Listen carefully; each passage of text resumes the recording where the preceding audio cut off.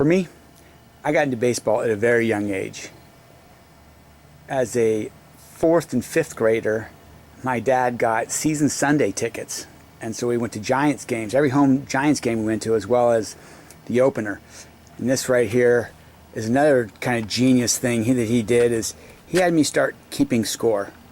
And so this is a game just before my sixth grade year. So I'm 11 right here. And from that point on, really, I would say that the passion grew. And as far as keeping score, that's something that I do to this day, and I've done it 95% of the games I've been to. There is opening day at Pac Bell, but actually all of these are all scorebooks of games that I've been to and kept score. So that's something that I've done at every game. And the 25th silver anniversary with Tito Fuentes autograph, I just noticed that. And going to all these games, you do accumulate things like calendars. So of course I have calendars for every single year forever. But really, more importantly, what I really like about the games is all the different programs you get from the different eras. There up top we got Brantley and Burkett and Swift, and then you got Matt Williams and Will Clark, and then JT Snow over here, and just all the different eras of those are older eras of Giants baseball that have gone through the years, and the fact the All-Star game was there. And really, for me, it's much more fun looking at the older programs and the older players. Like this one's from 1977, and then this one's from 1969, which is the year I was born. So my family got me that one. But then even this 1989 team, all jumping up in the air and all excited. You forget about that now that we've had so much success, or they've been so lucky to have success. But really, just seeing all the different makeup of all the teams, and listening to the games and all the different announcers. Ron Fairley, Hank Greenwald, and of course, Lon Simmons. And really, you didn't hit a home run when you were a kid without telling it goodbye, which was his signature call. When a guy got a hold of one and it went over the fence, well, you could tell it goodbye. And about every home I ever hit, as far as tennis ball, wiffle ball, all that kind of stuff, was always told goodbye. Also, one of the things that I'd like to do over the years is collect pins.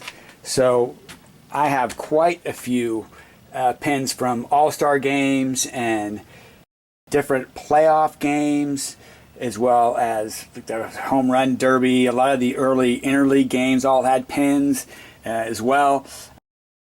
A lot of the Barry Bonds, of course, number 500, 600, 766, and eventually they were just given Barry Bonds pins for all the home runs he hit from about 700 on, I guess they gave him. So, and then they numbered a bunch of them too, which is pretty cool.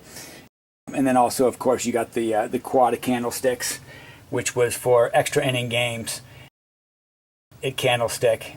And when you walked out, you got one of those, and there's a couple from the last game at Candlestick right there. So just some of the things, the pins and stuff I picked up along the way is just kind of a way of being there. You know, you're not going to get a sweatshirt or a T-shirt every time you go somewhere, but sometimes it's kind of nice just to have just a little memento of the big occasions, and the Giants have had a ton lately. In addition to collecting pins, I like to collect papers as well. Lots of big items as far as sports newspapers, including leaving Candlestick, moving into Pac Bell Park, all of the baseball preview issues for all the different seasons. I have to keep them so I can look back later and look at them. And lately it's been a lot of fun as far as the Giants, because of course they got the World Championship in 2014, they got the World Championship in 2012, they got the World Championship in 2010. It's been fun to be a Giants fan, especially after a lot of tough years as a Giants fan. And then, of course, we got Barry Bonds from 500 to 600 to 700 as well. All of his momentous home runs as far as on his way to breaking Babe Ruth as well. So a lot of different newspaper headlines as well. And this is just the Giants, and this is not quite all of them. And then finally, the last thing I want to go over, show you is, of course, you got the Giants with Willie Mays signed, and then Barry Bonds signed, and then Barry Bonds hitting 700. Moving down, you got a bunch of hats, and there's hats from, you know, the All-Star game to opening day, spring training, a couple of spring training hats, leaving Candlestick, heading into Pac Bell, a lot of different hats I've worn over the years, and then a lot of just different giveaway stuff like dusty hats, fisherman's hats. I don't know why I've chosen to keep the tongs. There was when I was very young, there was a binder giveaway, so I had that one as well, and a few other things that they've given away. A few t-shirts, I didn't want to put those out here. There's tons and tons of those. But and then moving here, of course, we're always going to have the cups, a few of the different World Series and championship games, and of course there's always going to be a few bobbleheads. And once again, this is a few of the bobbleheads. I can't really bring them all out here. It's just it's a few too many. And plus you can't unwrap them. They're worth money now.